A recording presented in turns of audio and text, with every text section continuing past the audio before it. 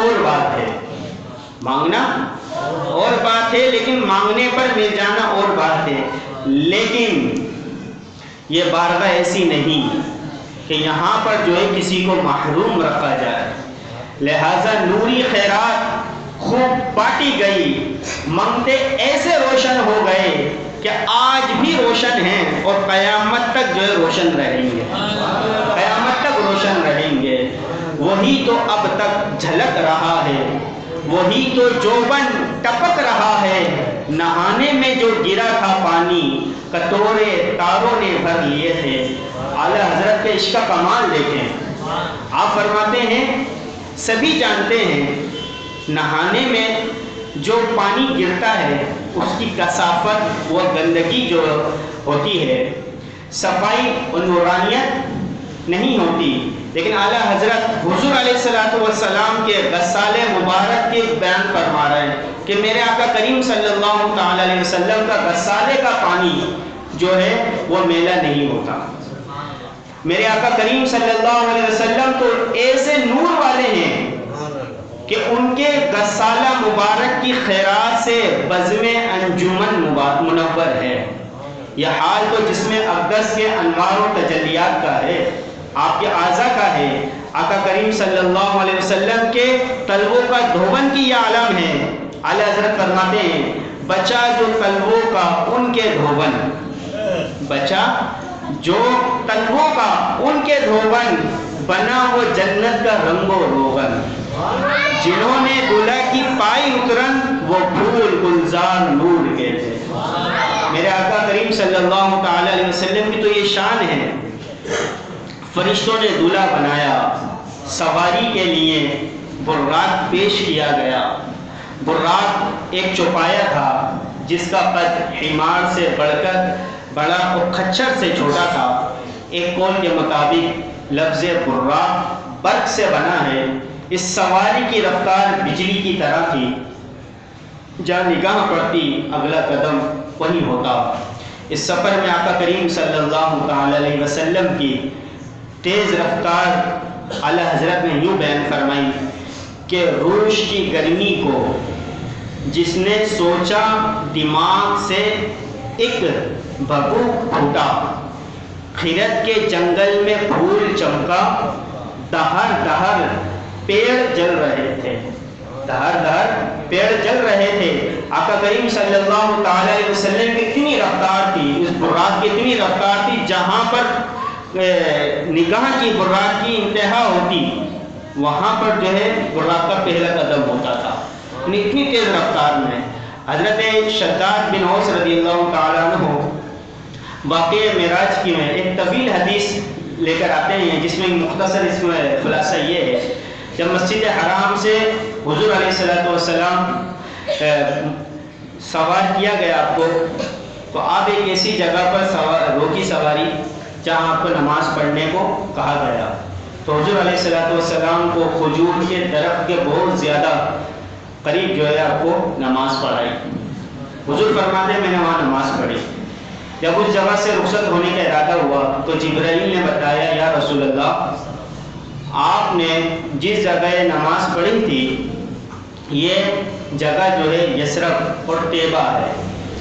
پھر ہم چلے یہاں تک کہ روشن چمکتی زمین پر پہنچے تو جبرائیل نے کہا کہ یہاں اتر کر نماز پڑھیں۔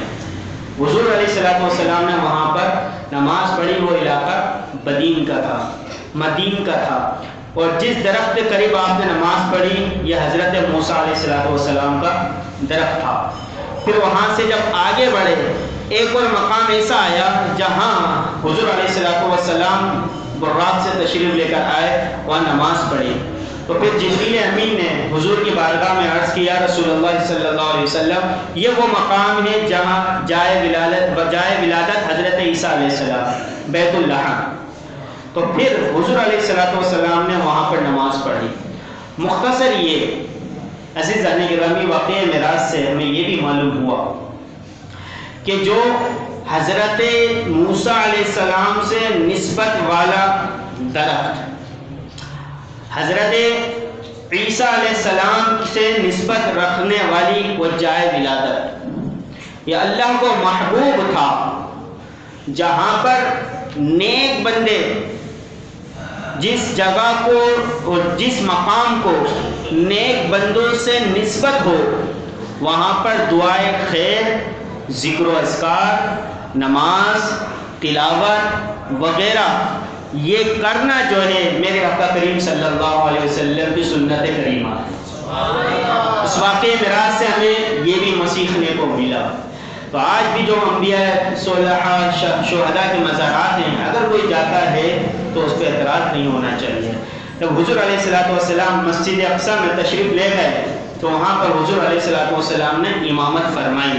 اعلیٰ حضرت کہتے ہیں نماز اقصی میں تھا یہی سر آیا ہو معنی اول آخر کہ دس بستہ ہے پیچھے حاضر جو سلطنت آگے کر گئے ہیں۔ حضرت آدم علیہ السلام سے لے کر کم و بیش 1.25 لاکھ انبیاء کرام علیہ السلام کی امامت فرمائی آپ کے اور میرے آقا نے۔ یہ آپ اور میرے آقا کی شان ہے۔ اور اسی طرح حضرت علامہ محمد اکبر علی رحمۃ اللہ علیہ اس شعر کی ترجمانی کرتے ہیں، شب معراج اقصی میں امامت سے ہوا ظاہر، شب معراج اقصی میں امامت سے ہوا ظاہر، امام قدسیہ تم ہو امام مرسلہ تم ہو، امام قدسیہ بھی ہو اور امام مرسلہ ہو، امام مرسلین کے امام بھی ہو۔ اسی طرح حضرت انس رضی اللہ تعالیٰ عنہ کہتے ہیں حضور علیہ السلام نے فرمایا معراج کی رات میں جب حضرت موسیٰ علیہ السلام کے مزار کے قریب سے گزرا تو میں نے انہیں اپنی قبر میں نماز پڑھتے ہوئے دیکھا۔